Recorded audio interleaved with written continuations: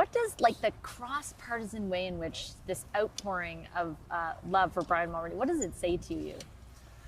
Time is a marvelous thing. I mean, let's be realistic. I grew up in the age of Mulroney, and you guys did probably too. And, at times he was a very polarizing figure. Oh, yeah.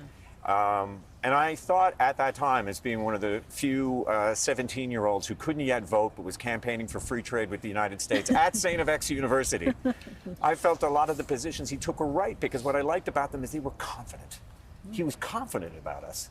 Free trade was something that we could handle because of who we are and what we could do.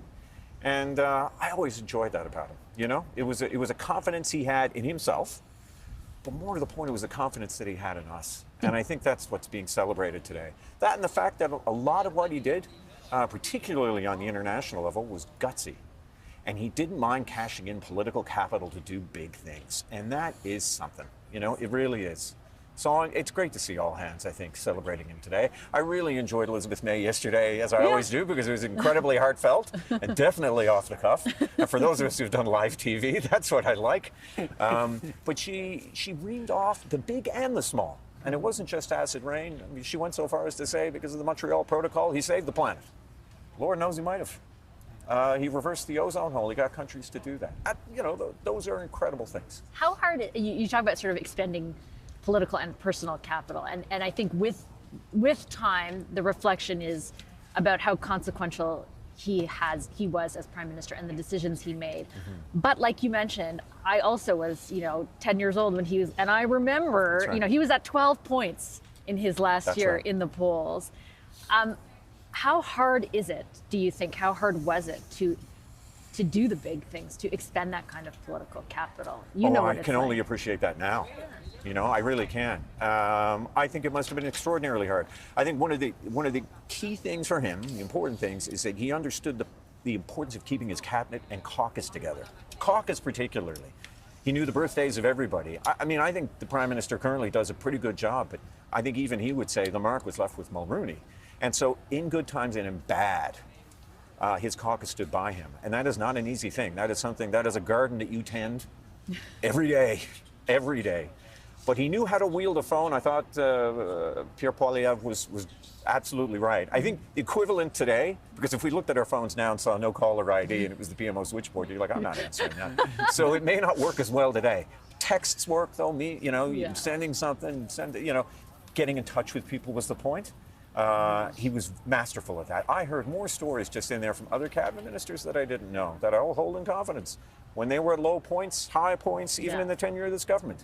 He called. Yeah, everybody we have talked to today almost has a moment to reflect on that. I'll share a good one with you. Yeah, go. Sure, go. Because I just shared it with the family. We're on live TV. I think you're pretty comfortable on it.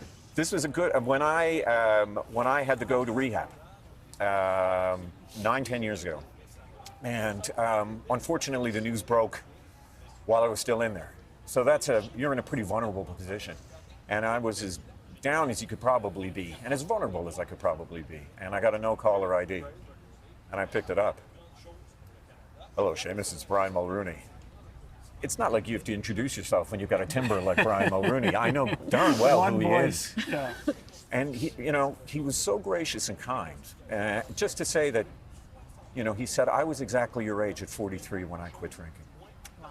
And it is the greatest thing. And your career, your life, you will be so much happier for it.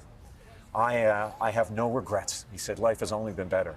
Unfortunately, he said, the same time I quit drinking, I quit smoking. And I can tell you there's not a day that goes by that I don't think about having a cigarette. And I dropped the phone. I laughed so hard. And just recounting that story for some members of the family who didn't know it brought a tear to my eye, because it was exactly the right timing. He had an extraordinary gift for that, and I will never, ever forget that for the rest of my life. You mentioned how polarizing he was. You were close with Brian Tobin. He wrote about the Rat Pack in his memoirs in a very clear way about how he felt about that. Mm-hmm. What is it about him that bridged that? You said time helps. Yeah. Is it just time, or is it the fact that all the work he he did behind the scenes, like you're describing now, makes him a nonpartisan prime minister post politics? Oh, I don't know. I think it's even. He was definitely a partisan prime minister, no question. And I think he would want to be known as a partisan prime minister. I mean, that was his life. The PC party was his life. But you managed to hold that as your identity and still reach out. So it's even stronger than that. Do you know what I mean? Mm-hmm. He didn't attempt to be nonpartisan. He was partisan. Mm-hmm.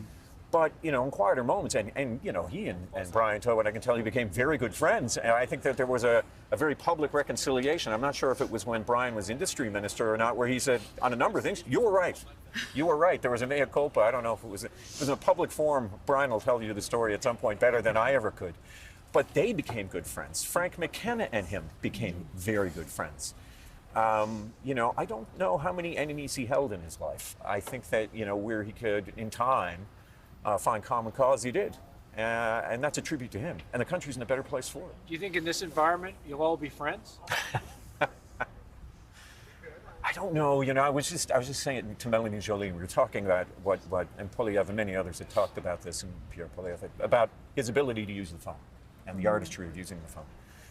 And like I said to you, I mean, I think now things have changed. I think one thing that many politicians of that time have a hard time getting their heads around is social media and a 24/7-hour news cycle. And it does whip people out of shape, and it does spread a lot of disinformation. And thank God for the work that you guys do. But there's not enough of you, and more people relying on social media for news. It changes the game.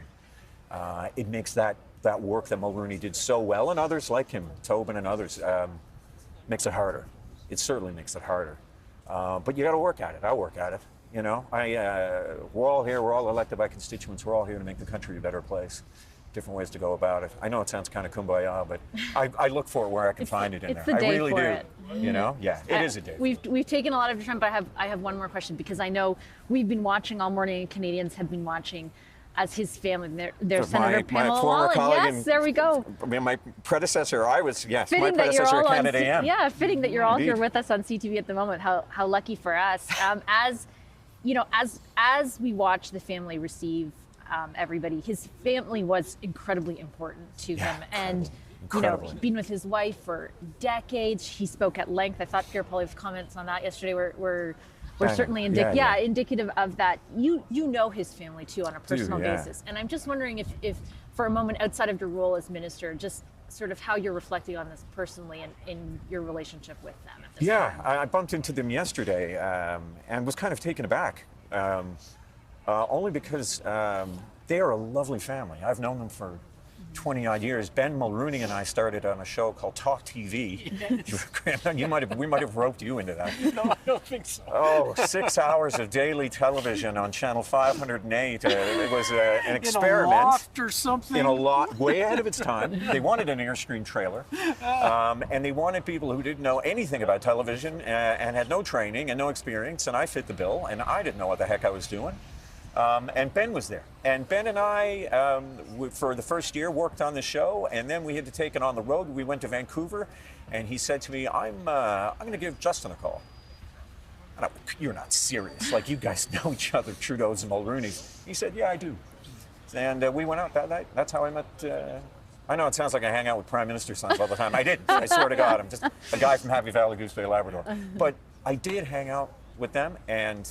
It's how I met the Prime Minister. But through Ben, I got to meet Mark, Carolyn, Nicholas, Brian, and more, and Mila, who's just a force and is standing there with such grace and poise. And like her late husband, her heart is completely into it.